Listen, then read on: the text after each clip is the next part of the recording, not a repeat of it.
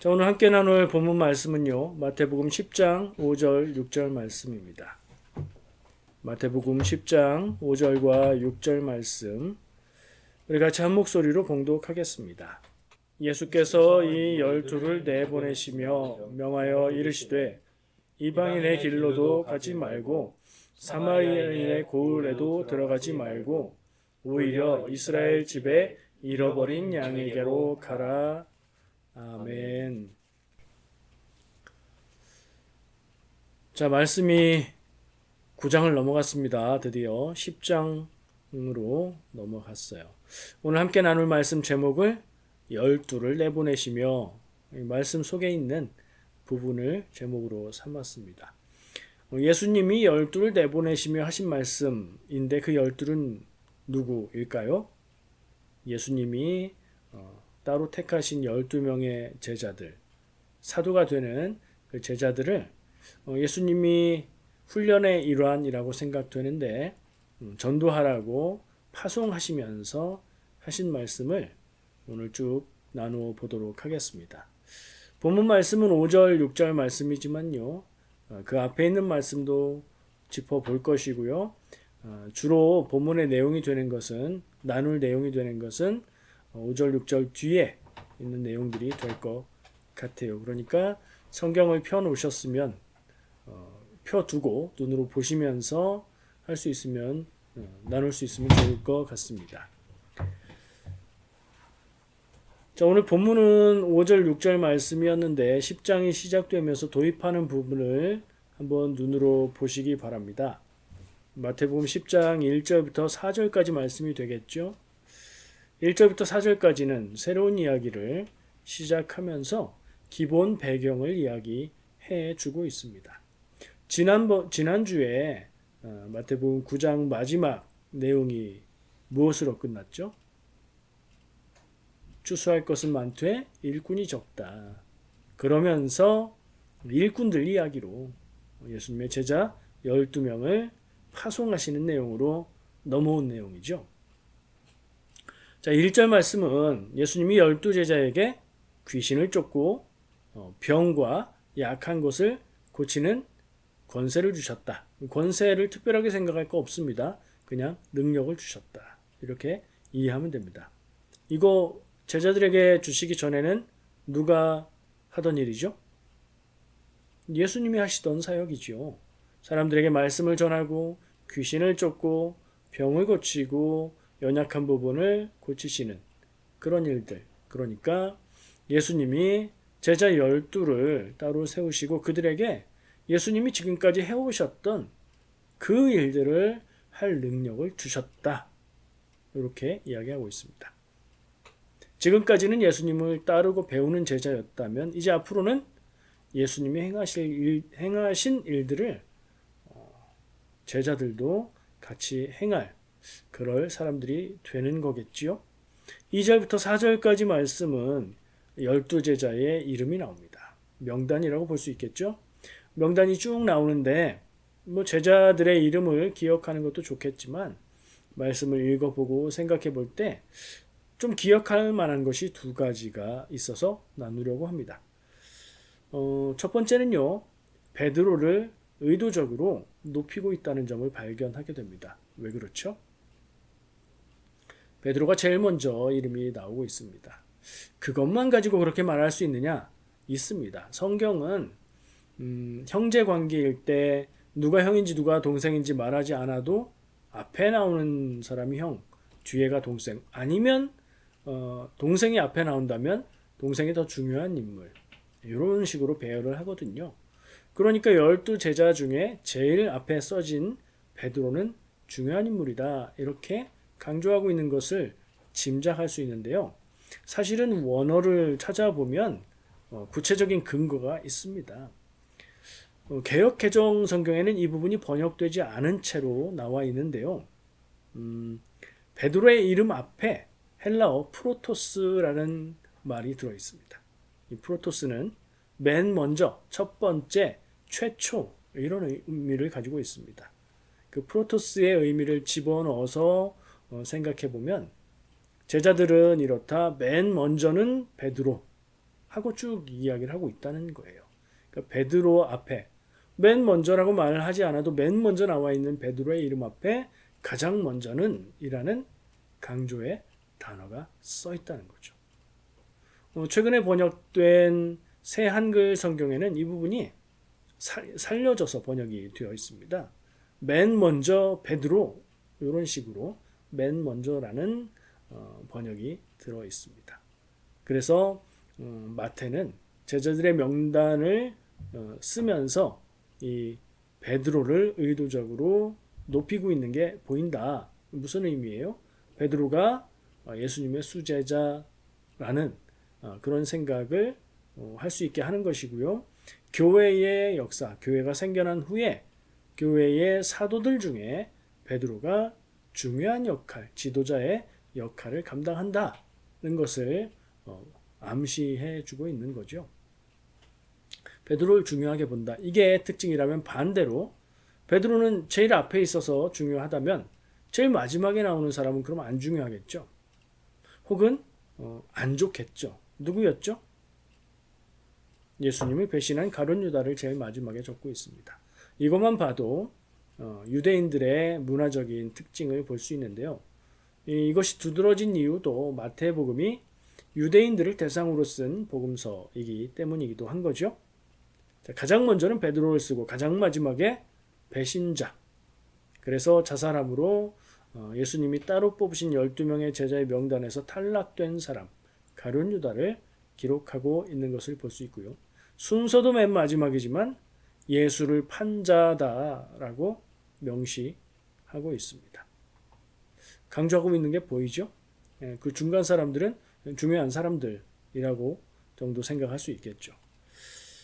자, 그래서 이렇게 예수님이 제자들에게 능력을 주셨다.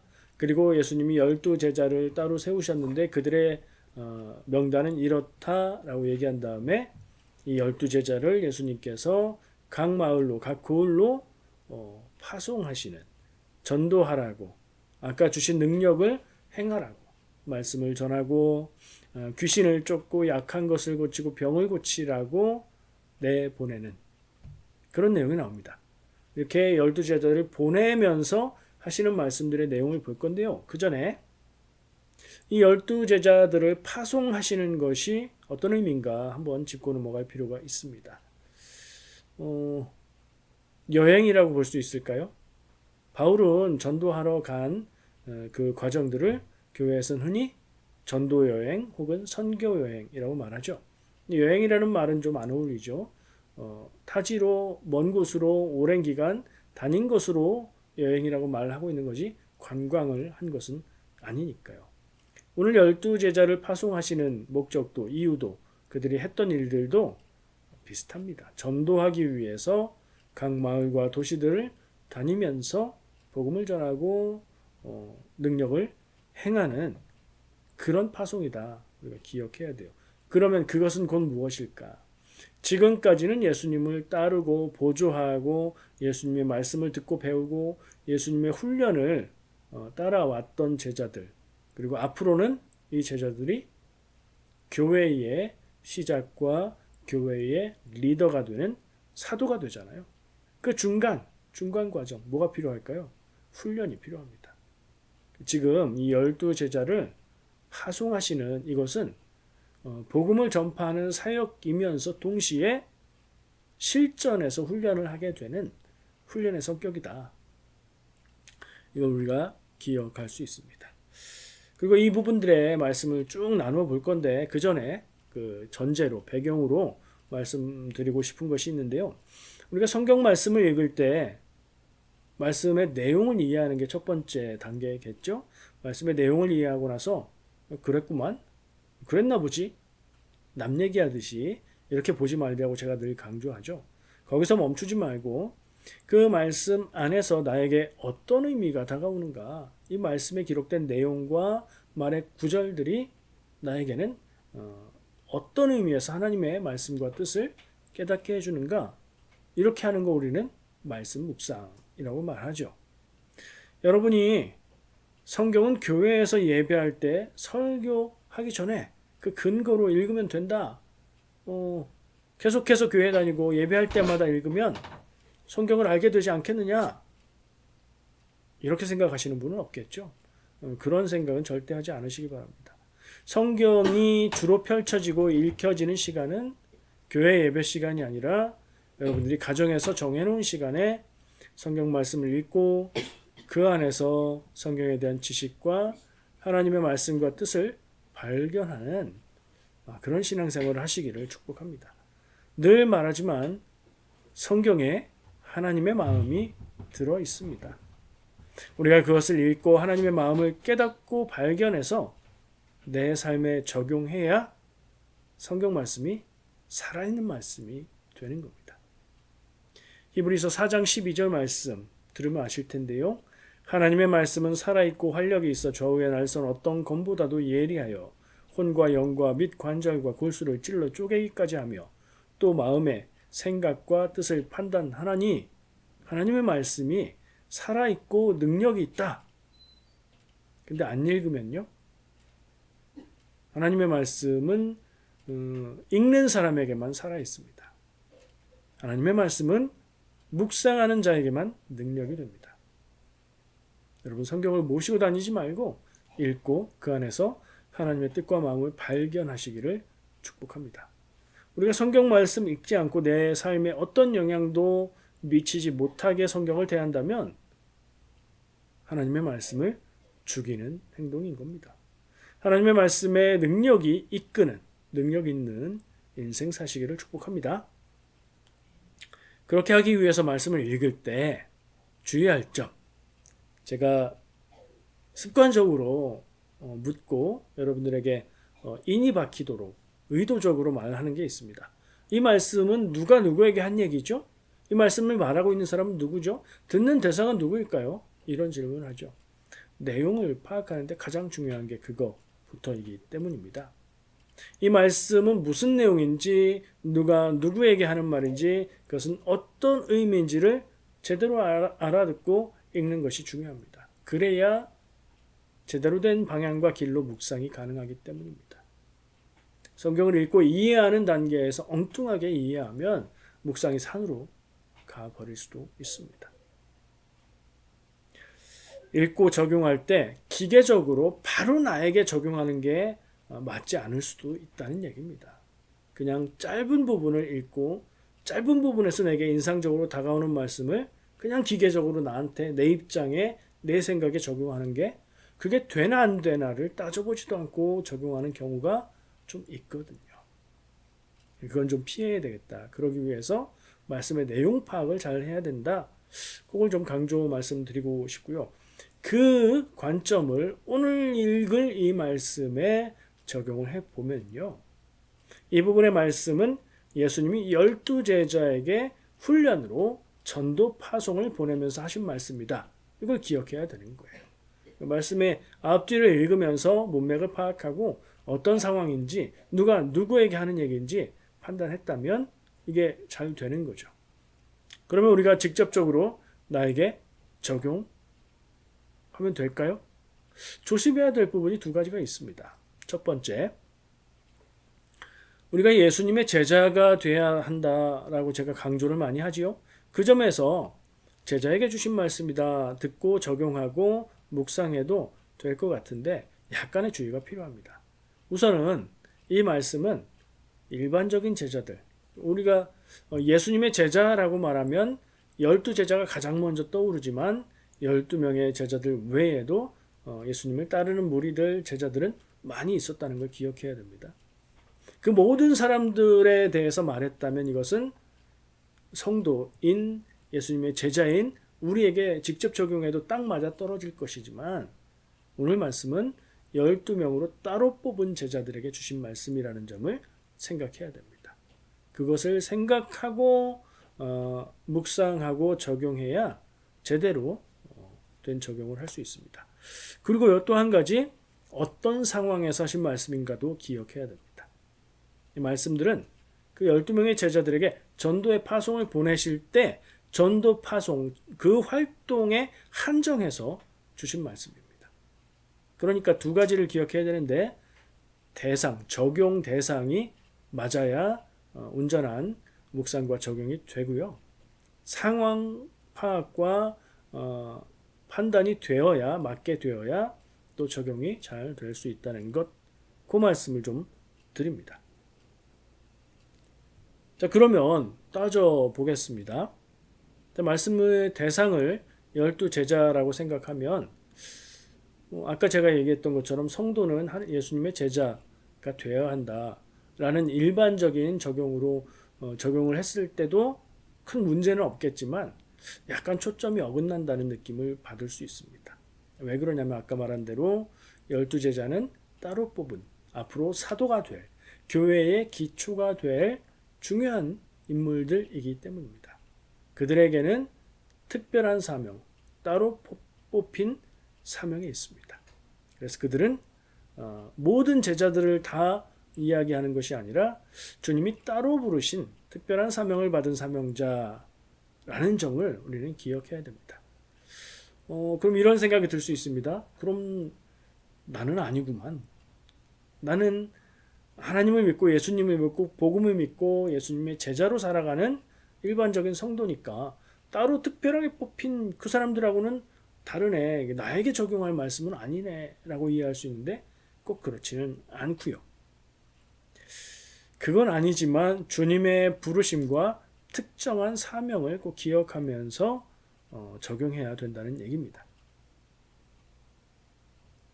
또 조심스럽게 적용할 것이 모든 상황, 모든 믿는 사람의 인생에 적용하는 게 아니라 상황을 볼 때 전도 여행 같은 특정한 상황에 적용해야 된다. 하나님이 부르신 사명, 예수님이 맡기신 사명, 특별한 프로젝트 혹은 교회에서 봉사하거나 사역을 할 때에도 이게 여기에 맞는 경우인지를 헤아려서 적용을 해야 됩니다. 또 잘못 이해하면 12명의 따로 뽑힌 제자들, 사도들이니까 이 사람들은 목회자나 선교사나 이런 사역자로 생각해서 목사님, 전도사님, 선교사님에게 적용해야 되는 거 아닐까 하는 생각을 할 수도 있지만 그렇게 할 수 있는데 꼭 그렇지 않고요. 예수님의 제자된 평신도에게 적용하는 것도 안 되지 않고요. 그 대상과 상황과 사명에 따라서 우리는 적절하게 적용을 해야 된다. 특정한 기간에 특정한 사람들에게 특정한 목적을 가지고 사역을 하고 있다. 그런 때에 오늘 말씀에서 나오는 원리들을 적용할 수 있다는 생각을 하시기 바랍니다. 자, 말씀을 하나하나 살펴볼게요. 그 뒤에 나오는 말씀들입니다.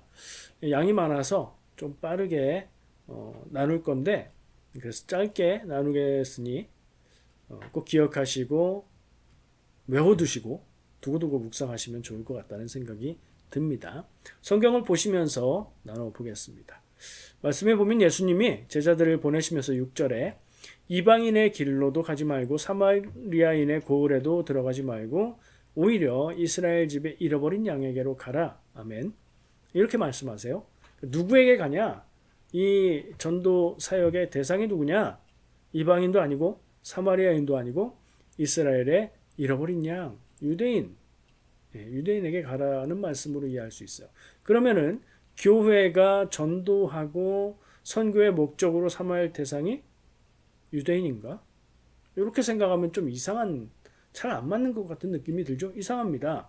이스라엘 자손에게만 전도했다면 어떻게 우리에게까지 복음이 전해졌을 것이며, 그리고 사도행전 1장 8절 말씀에 예루살렘과 온 유대와 사마리아와 땅끝까지 이르러 내 증인이 되리라.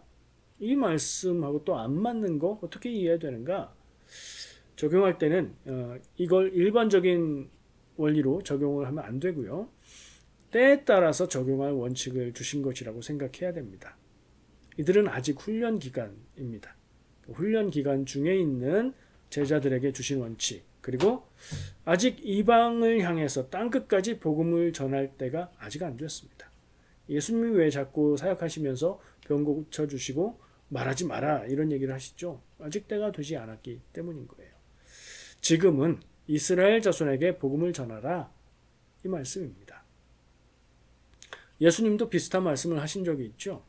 이방 여인이 그 딸을 구해 주실 것을 고쳐 주실 것을 요청하니까 예수님이 나는 이스라엘 집에 잃어버린 양 외에는 다른 데로 보냄을 받지 아니하였노라. 이런 좀 매정해 보이는 말씀을 하실 때가 있죠. 개들에게 주는 게 마땅치 않다. 그랬더니 그 여인이 맞습니다.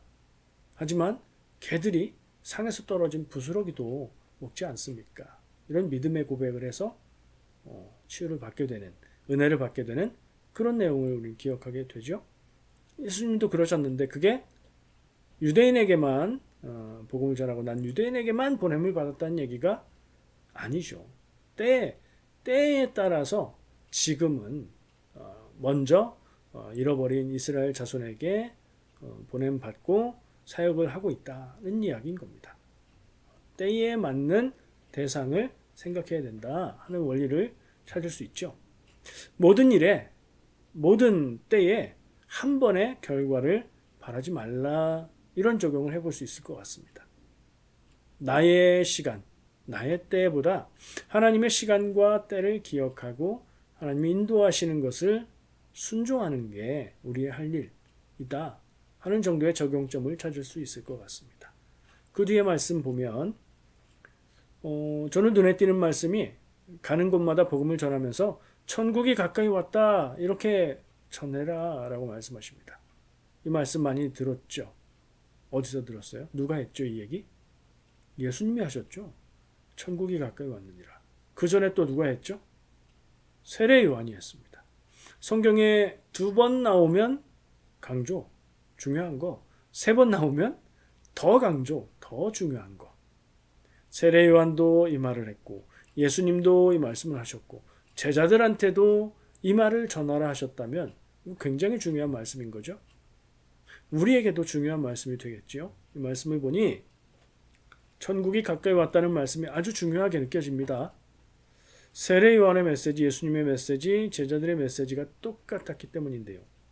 너무 길어지니까 결론만 말한다면 저는 이 말씀을 길게 생각하고 적용한 결과 때가 됐다. 삶의 기준과 태도를 바꿔서 천국의 삶을 살아라. 이제 그럴 때가 되었다. 지금처럼 살지 말고 삶의 방향을 바꿔 하나님께 향해라. 라는 말씀으로 적용이 됩니다.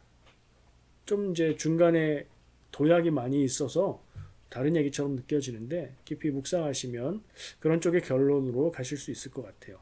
그때가 도대체 언제길래 2020년 전이나 예수님 때 2020년이 지난 지금이나 똑같이 천국이 가까이만 오고 있을까요? 2000년 넘게 전에 가까이 왔다 그랬으면 지금은 뭐 그때가 지나갔든가 막 이래야 되잖아요. 근데 이거는 그 시간에 대한 말이 아니라서 그런 겁니다. 크로노스와 카이로스 이야기를 많이 들어보셨을 겁니다. 쉽게 얘기하면 단순하게 역사상의 시간을 크로노스라고 말할 수 있겠죠. 2000년 이상 전에 천국이 가까이 왔다. 이걸 크로노스의 시간에 대한 개념으로 이해하면 그때는 가까이 왔으면 2000년 넘게 지났으면 때가 오든가 이미 지났든가 해야 될 게 아닌가 하는 생각을 하게 되는데요. 그런 때, 그런 시간, 그런 천국이 아니고 카이로스의 시간. 모든 사람에게 어떤 특정한 역사상의 그런 똑같이 재해지는 그런 시간이 아니라 결정적이고 중요한 하나님을 만나는 그 순간의 때라고 생각하셔야 됩니다. 하나님을 만나고 인생이 변화되는 하나님을 인격적으로 만나는 그때가 가까이 왔다. 그럴 때가 이제 됐다. 복음을 듣고 믿는 사람에게는 그때가 온다. 이런 말씀으로 이해할 수 있습니다. 이 메시지를 전한 거고요. 이 말씀을 들은 사람들은 저희가 살고 있는 삶을 돌아보았고 천국을 바라보면서 삶의 방향을 바꿀 수 있는 기회를 받게 되는 것입니다. 다음 이어지는 말씀은 병든 자를 고치며 죽은 자를 살리며 나병 환자를 깨끗하게 하며 귀신을 쫓아내되, 여기서 한번 끊어볼게요. 병 고쳐주라는 얘기죠. 귀신을 쫓으라는 얘기죠. 아까 그렇게 할 능력을 주셨잖아요. 그렇죠? 예수님이 하셨던 사역입니다. 예수님은 교회를 통해서 하나님의 사람들을 통해서 하실 일의 모범을 미리 보여주셨던 겁니다. 그리고 그 일은 하나님의 일이었습니다. 하나님이 우리를 통해서 세상에 하시는 일입니다. 아프고 연약한 자, 악한 영에 붙들려 사는 사람들을 고치고 세우는 일인 것입니다. 아까 제가 끊었는데 그 뒤에 말씀, 거저 받았으니 거저 주라. 이 은혜를 제자들이 동일하게 받았고 그 은혜를, 그 능력을 받았으니 줄 때 거저 줘라. 대가를 받지 말고. 먼저 우리가 고침받고 은혜로 받았으니, 믿는 성도가 그렇죠? 믿고 구원을 받았잖아요. 구원에 우리는 대가를 치른 적이 없는데 은혜로 주셨죠. 그러니 우리도 아직 믿지 않고 아직 복음을 알지 못하는 사람들을 향해서 연약하고 아픈 부분들을 우리가 돕고 세우고 기도하고 할 때에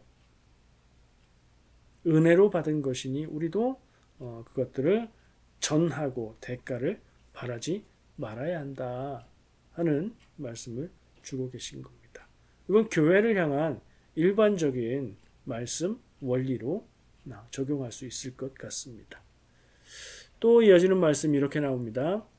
너희 전대에 금이나 은이나 동을 가지지 말고. 요즘 시대에 금은 동을 이야기하면 제일 먼저 떠오르는 것은 올림픽 메달이겠죠. 근데 여기서 말하는 금은 동은 올림픽 메달을 말하는 게 아닙니다. 돈입니다. 돈. 특히 동전이지요. 금으로 만든 동전, 은으로 만든 동전, 동으로 만든 동전을 말합니다. 여행을 할 때 여행 경비와 비상금을 챙기는 건 상식이죠. 그래서 복대를 하고 그 안에 비상금을 채워 넣기도 하고 신용카드를 잃어버리지 않게 잘 챙기기도 하고 그렇게 합니다. 예수님의 말씀은 무엇이냐? 지금 내가 파송하는 것은 길을 떠나고 다니는 여정이지만 관광이 아니다. 말씀하시는 겁니다. 하나님이 맡기신 일을 할 때에 재정이 없어서 못하는 것이 아니다. 재정이 마련되지 않았다고 시작하지 못하는 것이 아니다. 하나님의 일이라면 시작하고 채워주시는 은혜를 기대하라 라고 적용할 수 있을 것 같습니다. 비슷한 말씀이 이어지는데요. 여행을 위하여 배낭이나 두벌 옷이나 신이나 지팡이를 가지지 말라. 이는 일꾼이 자기의 먹을 것 받는 것이 마땅함이라. 아멘.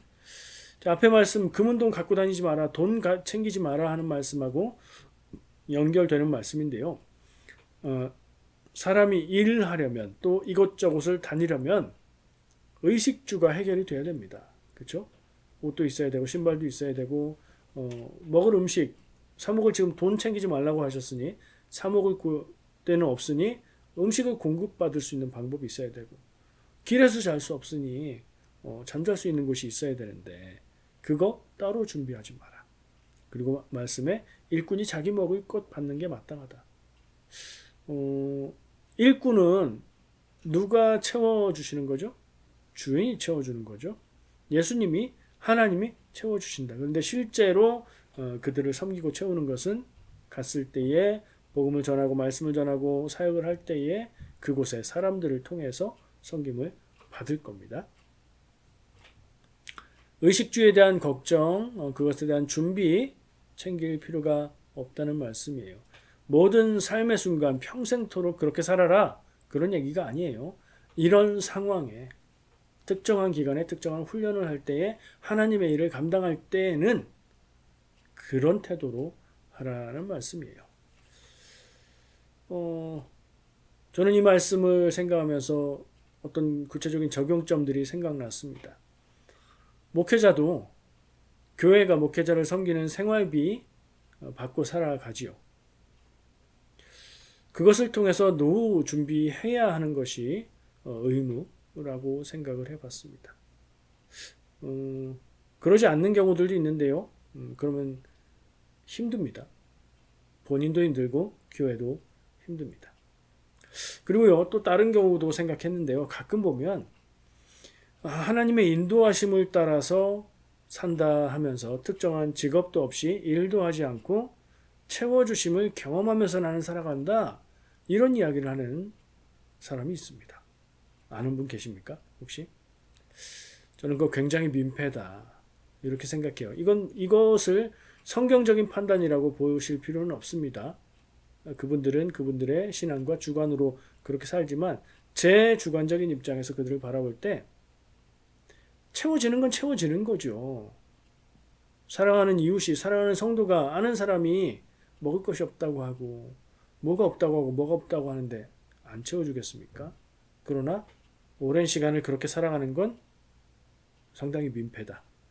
그렇게 본다는 제 주관적인 판단이에요. 다시 말합니다. 성경 말씀에 있는 내용을 무작정 모든 경우에 적용하면 안 됩니다. 주님의 부르심에 따라 행하는 일에, 그러니까 이 말씀의 적용이 적정한 일에만 적용해야 합니다. 하나님이 부르셔서 사명을 감당할 때, 하나님이 특정한 일을 특정한 기간에 하게 하실 때에, 그런 때에 그런 걱정과 준비하지 말고 채워주시는 하나님의 은혜를 경험하라 하는 말씀으로 들으시면 됩니다. 또 이어지는 말씀은요. 어떤 성이나 마을에 들어가든지 그 중에 합당한 자를 찾아내어 너희가 떠나기까지 거기서 머물라. 어디서 머물지 주거의 문제를 말씀해 주시는데요. 돌아다니고 있으니까 이제 어떤 곳에 들어가겠죠. 성은 도시이고요. 마을은 좀 작은 촌락 마을을 얘기하는 거예요. 그 중에 합당한 자를 찾아서 그 마을에 사는 사람 중에 적절한 사람에게 가서 거기서 머물러라. 그 집에서. 물론 챙겨간 돈도 없고 준비한 것들이 없으니 우상으로 그렇게 섬김을 받아야 되겠죠. 그리고 떠나기까지 거기서 머물러라. 이건 무슨 말씀이냐? 여기저기 왔다 갔다 좋은 곳을 찾아서 돌아다니지 마라 하는 말씀이죠. 이 합당한 자가 어떤 사람일까요? 그 동네에서 제일 부잣집일까요? 조선시대에 제일 부잣집에 찾아가서 이리 오너라 했던 것처럼 그런 게 아니에요. 하나님의 일을 할 때 사명을 감당할 때 기본적인 필요를 하나님이 채워주시는데 주어지는 조건에 감사해야 된다는 메시지를 주고 있는 말씀이에요. 누군지 만나게 되는 사람 중에 초대하는 사람 혹은 봤을 때 마음에 감동이 있어서 저 사람이 우리를 머물게 하겠구나 싶은 사람이겠죠. 떠나기까지 머물라, 그 집에서만 머물러라 하는 것은 좋은 집, 더 좋은 조건, 음식이 더 잘 나오는 집 찾아다니지 말라는 말씀이죠. 욕심 부리지 말고 내가 이만큼은 대접받아야 된다 이런 생각하지 말라는 말씀인 겁니다. 자칫 그렇게 되기가 쉽습니다. 목회자도 마찬가지고요. 교회에서 사역하고 봉사하는 경우도 마찬가지입니다. 목회자들이 성도님들이 높여주고 존중해주고 막 대접하고 그러면요. 나중에는 정신줄 조금만 놓으면 자기가 훌륭하고 자기가 대단해서 사람들이 자기를 그렇게 대한다 생각하기 쉽습니다. 사역하는 사역자들도 마찬가지입니다. 물론 사역에 감사해서 칭찬하고 좋은 말로 감사하고 할 필요는 있는데 스스로는 내가 받아야지. 내가 이 정도 대접은 받아야지. 이런 생각이 적절치 않다는 것을 기억해야 된다는 겁니다. 예. 다음 말씀. 그 집에 들어가면서 평안하기를 빌라. 어떤 집에 들어가면 그 집에 축복하라 하는 말씀이겠죠. 그 집에 이에 합당하면 너희 빈 평안이 거기 임할 것이요 만일 합당하지 아니하면 그 평안이 너희에게 돌아올 것이니라. 아멘. 어느 곳에 가든지 그곳에 축복을 합니다. 제가 교회에 가서나 또는 신방을 가서나 어느 곳에 가면 처음에 눈에 보이게 하든 그렇지 않든 그곳과 그곳에 있는 사람들을 축복하는 기도를 먼저 합니다. 믿는 사람들, 제자들, 성도들도 다 마찬가지 태도를 가지면 좋을 것 같습니다. 이 말씀은 일반적으로 적용해도 좋을 것 같습니다. 여러분 그대로 듣고 어디든지 가면 그곳에 평안하기를 빌어라. 축복해라. 그 장소와 그곳 사람들을 축복해라. 예수님 말씀하시죠. 그 축복이 합당하면 그들에게 축복이 임할 것이요. 합당하지 않으면 그 복이 기도한 너희에게 돌아갈 것이다. 정말 저는 이 말씀이 굉장히 감탄스러운 그런 지혜롭고 우리가 마땅히 가져야 될 그런 태도라고 생각합니다. 우리가 그럴 수 있습니다. 어느 곳에 초대를 받아서 가든지 아니면 어떤 일로 가든지 처음 가는 곳은 둘러보게 되고 마음속으로 생각하게 되지요. 이 집은 어떠네? 이곳은 축복할 마음이 안 드네? 이런 생각이 들지도 모릅니다. 잘못된 생각입니다. 이런 생각하지 말고 모든 사람, 모든 장소를 축복하는 것이 믿는 자의 도리입니다. 판단하고 결정하고 복 주시고 혹은 그 복을 돌려서 나에게 주시고 하는 것은 하나님이 정하실 일입니다. 하나님이 하실 일을 우리가 하면 안 되는 거죠. 자, 마지막 부분의 말씀입니다. 누구든지 너희를 영접하지도 아니하고 너희 말을 듣지도 아니하거든 그 집이나 성에서 나가 너희 발의 먼지를 떨어 버려라. 내가 진실로 너희에게 이르노니 심판날에 소돔과 고모라 땅이 그 성보다 견디기 쉬우리라. 아멘. 예수님이 하셨던 모범을 따라서 제자들은 그 똑같은 사역들을 하게 되는 겁니다. 제자들이 복음 전하고 병을 고치고 귀신을 쫓을 때에 모든 곳에서 환영을 받을까요? 그렇지 않을 수 있습니다. 예수님도 자기 고향에서는 환대를 받지 못하셨죠. 제자들이 가서 할 때도 그럴 겁니다. 어느 곳에서는 예수님과 제자들의 이야기를 듣고 그들이 왔을 때 환영하고 환대하고 말씀을 듣고 변화되고 병도 고치고 귀신도 쫓고 그런 일들이 일어나겠죠. 근데 어느 곳에서는 들어오지 마시오. 당신들 환영하지 않습니다. 이러는 것도 있지 않겠습니까? 이런 생각을 하면서 우리는 하나님의 일을 할 때에 하나님의 뜻을 따라서 무엇인가 할 때에 모든 사람들이 우리를 환영하고 환대할 것이다. 그렇지 않다는 것을 기억하게 됩니다. 하나님의 뜻과 말씀 아래에 하나님의 계획 아래에 있는 일이라고 해도 그 복을 받기에 마땅치 않은 사람들이라면 그것을 거절할 겁니다. 좋은 마음으로 한다고 해도 거절 혹은 욕설 혹은 거부를 받을 수 있다는 것 꼭 기억해야 될 부분입니다. 씨를 뿌리는 건 우리가 하는 일입니다. 사명을 따라서 하는 일은 씨를 뿌리는 일과 같습니다. 예수님의 비유를 생각하시면서 나누겠습니다. 하지만 뿌린 씨가 싹이 나고 자라서 열매를 맺는 것, 그것은 하나님의 일인 줄 믿습니다. 우리는 지혜롭게 정성껏 뿌리는 일, 그것까지가 우리의 일입니다. 좀 더 일반화해서 이 일을 묵상을 해보았습니다. 우리가 누군가에게 호의로 좋은 마음을 가지고 말을 친절하게 하고 잘 대해주고 좋은 것을 나누고 섬길 수 있습니다. 그죠? 마음속에서 그런 마음이 일어날 때가 있고 그런 행동을 할 때가 있습니다. 상대방이 그것을 기쁜 마음으로 고맙게 받으면 나도 기쁘고 즐겁습니다. 하지만 반대로 내가 호의로 무엇인가를 말하고 나누고 주고 잘 대해주고 있는데 그것을 무시하는 사람이 있을 수도 있습니다. 그럴 수 있죠. 그런 경험 있으세요? 혹은 무시 정도가 아니라 거부하고 화를 낼 수도 있고요. 굉장히 심하게 거부 반응을 할 수도 있습니다. 그럼 우리는 어떻게 해야 될까요? 일단 그런 경험을 하면 어떤 마음이 들겠습니까? 서운하고 섭섭하고 화가 나고 당황스럽고 그럴 수 있겠죠. 근데 그러면 안 된다. 이런 말씀인 겁니다. 우리는 사랑하라고 하신 예수님의 말씀을 따라서 내가 할 수 있는 사랑을 세상에게 혹은 그 누군가에게 행하고 전하는 겁니다. 예수님이 사랑하라고 하셨지. 거부하면 화내고 싫어하면 뭐 여기에다가 아까 나왔던 말씀 먼지를 털어버리고 이래라. 그러진 않으셨거든요. 내가 호의로 좋은 마음으로 한 것을 무시한다고 혹은 안 받는다고 화낼 필요가 없습니다. 그럴 필요도 없고 그렇게 할 권리도 우리에겐 없습니다. 우리에겐 그저 사랑할 의무만 있습니다.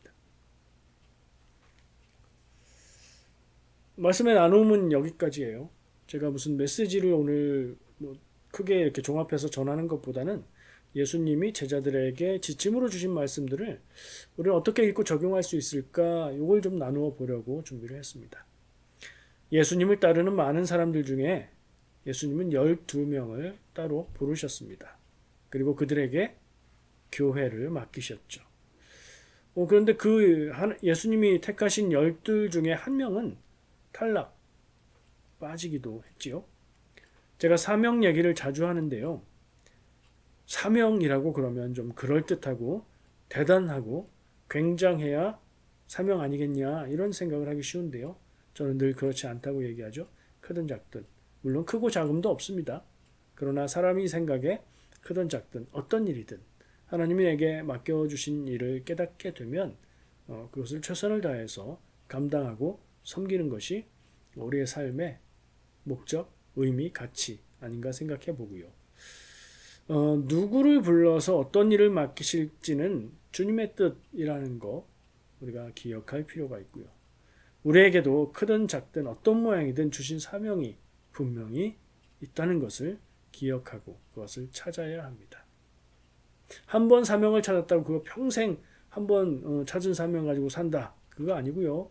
계속해서 사명을 찾아가고 사명을 키워가고 그래야 하고요. 아직 못 찾았으면 거기에 기도와 마음 쓰는 것을 집중해서 그걸 찾으시길 바랍니다. 그 사명이 내 인생의 의미이고 내가 살아가는 이유가 되기 때문입니다. 그 사명을 생각하고 감당할 때 오늘 말씀을 하나하나 곱씹으며 묵상해 보시기 바랍니다. 오늘 말씀이 필요한 때에 떠오르고 적용되시기를 축복합니다. 기도하겠습니다.